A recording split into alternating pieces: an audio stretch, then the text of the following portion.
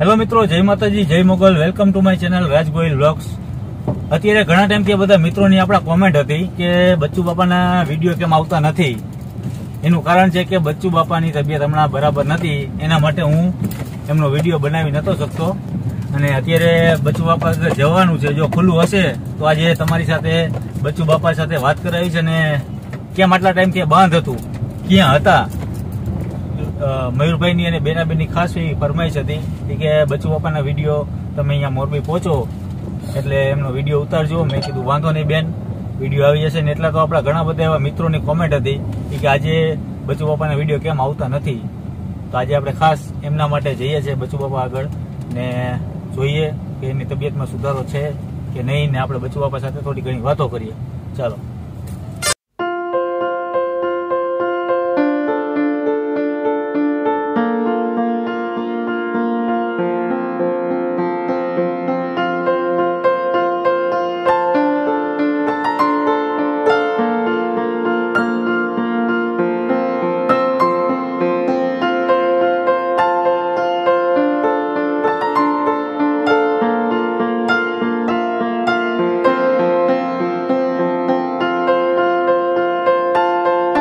ઘણા ટાઈમથી તમે બધા કહેતા હતા, ઘણા બધા યાદ કરતા હતા કે બચ્ચુ બાપાનો વિડીયો કેમ હમણાં આવતો નથી.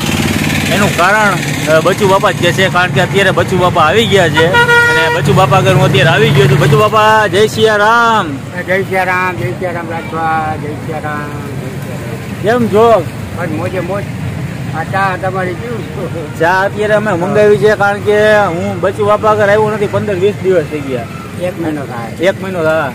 ઘણા બધા એને બચ્ચુ બાપા આપણને પૂછતા હતા, મારા મિત્રો બધા આપણા વિડીયો જોવા વાળા બધા પૂછતા હતા કે હમણાં બચ્ચુ બાપાનો વિડીયો કેમ આવતો નથી. પણ બચ્ચુ બાપા તમે ક્યાં ગયા હતા? જો આમાં એવું હતું, મેં ઓપરેશન કરાવ્યું છે હરસનું. એવું હતું? હા. અરે પછી તો આરામ કરવો પડે ઘરે. હા હા. 8 દી દીકરીના ઘરે રહ્યો, પછી અહીંયા આરામ કર્યો અને ગુરુવારથી ચાલુ કર્યું. બરાબર. એટલે ઘણા બધા મને પૂછતા હતા કે બચ્ચુ બાપાનો કેમ વિડીયો આવતો નથી. મેં કીધું બચ્ચુ બાપાની તકલીફ છે થોડીક, એટલે અત્યારે આરામ ઉપર છે અને 1-2 દિવસ પછી હવે એની ભોજન ચાલુ રામ ભરોસે ગુરુવારે ચાલુ થઈ જશે. અને હું હમણાં અમદાવાદ ગયો તો બચ્ચુ બાપા. હા. તો અમદાવાદમાં આપણા જે મયુરભાઈ દેસાઈ, પછી એમના બેનાબેન, તમને ઘણી વાર ફોન એમના આવ્યા છે. આવે મયુરભાઈ ના આવે.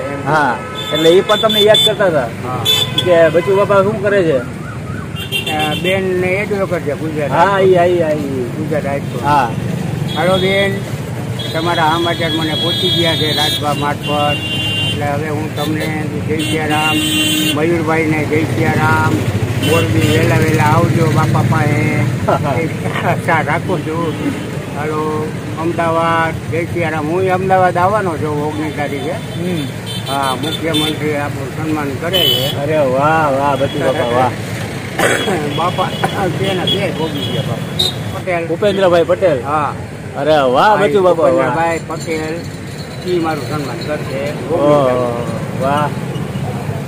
તો બચ્ચુ બાપા આજે અમદાવાદ જવાના છે 19 તારીખે.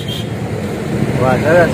અને ઘણા બધા આપણા મિત્રો તમને બહુ યાદ કરતા હતા કે બચ્ચુ બાપાના હમણાં વિડીયો તમે કેમ નથી બનાવતા, બચ્ચુ બાપા કેમ આવતા નથી વિડીયોની અંદર. આમાં શું છે, સારી સારી વાતો આપણને સાંભળવા મળે. કોઈ સારી સારી વાતો આપણું કાંઈ ખોટું તો કાંઈ હોય નહીં. હા, સાચી વાત જે હોય એ કરવાની છે. એટલે સારી સારી વાતો લઈને બચ્ચુ બાપા મગજમાં બચ્ચુ બાપાને આવે. બચ્ચુ બાપા કાલે મહાશિવરાત્રી હતી ત્યારે જ મારે આવતું, પણ તમે કાલે હતા નહીં. હા. અને શિવરાત્રીના દિવસે જ બચ્ચુ બાપા આગળ દર્શન કરવા જવું હતું, પણ બચ્ચુ બાપા મળ્યા નતા, એટલે હું આજે આવ્યો છું દીકરીના ઘરે. હા.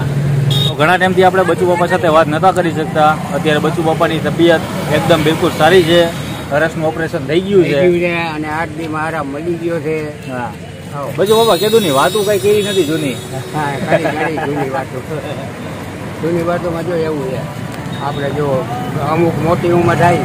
હા, મોટી ઉંમર પછી એ જેમ બને એકાંતમાં રહીને તો શું છે આપણા માટે સારું. હા, એકાંતમાં, કારણ કે આપણે કોઈની આગી પાછી ન કરી શકીએ. હા. અને મૌન રહીએ. મૌન તો સારામાં સારું છે. તમે જેટલું જરૂર પડે ને એટલું તમારે બોલવાનું, બાકી વધારે બોલવો ને તમારી શક્તિ ઘટી. એટલે જેટલું તમને એમ લાગે કે આ વસ્તુ બોલવા જેવું છે. હવે આપણે ખાવા બેઠા ને પછી કઈ ચક્કીનો લોટ છે ને ક્યાંનું શાક છે ને કઈ હથવાળા બેન પાસે લીધું છે ને ક્યાં હથવાળા ભાઈ પાસે લીધું છે ને એવી ચર્ચામાં ન પડે. ખાઈ લેવાય જે હોય. તો શિવરાતમાં શું કર્યું આજે તમે? મહાશિવરાત્રી હતી તો મહાશિવરાત્રી ગઈકાલે બેનના ઘરે ગયો તો. સૂકી ભાજી, ભૂંગળા, ખીચડી. એટલે આમાં તો એવું હોય કે ઓલું એના કરતા વધારે હોય. ફરાળમાં વધારે હોય. અત્યારે બધા જે મહાશિવરાત્રીના જે દિવસો આવે અને ત્યારે બધાને ફરાળ રહેતા હોય, તો જે રેગ્યુલર જમવાનું હોય એના કરતા તો વધારે આ જ જમવાનું હોય. ફરાળમાં વધારે જો સિંગના દાણા હોય, ચિપ્સ હોય, વેફર હોય, સૂકી ભાજી હોય, પૂરી હોય, પછી આપણા સક્કરિયા બાફી. સક્કરિયા જો 2 કિલો સવારે લઈ ગયો તો 40 રૂપિયા ગઈકાલે. તો એ સક્કરિયા ને પેડા ને બધું કેટલું હતું. રપાડિયા જઈએ બધું બાપા સવારે રપાડેશ્વર મહાદેવના મંદિરે જઈ આવ્યા અને દર્શન કર્યા ને ખરેખર બહુ મજા આવી ને ભાંગ પણ પીધી. શંકરની પ્રિય ભાંગ. શંકર ભગવાનની પ્રિય ભાંગ. આપણા વિડીયોમાં જો સાચી વાતો બધી તમને કોઈ ખોટું કાંઈ મળે નહીં અને સાચી જ વાત કહેવાની હોય એટલે વિડીયો મજા આવે. મજા આવે.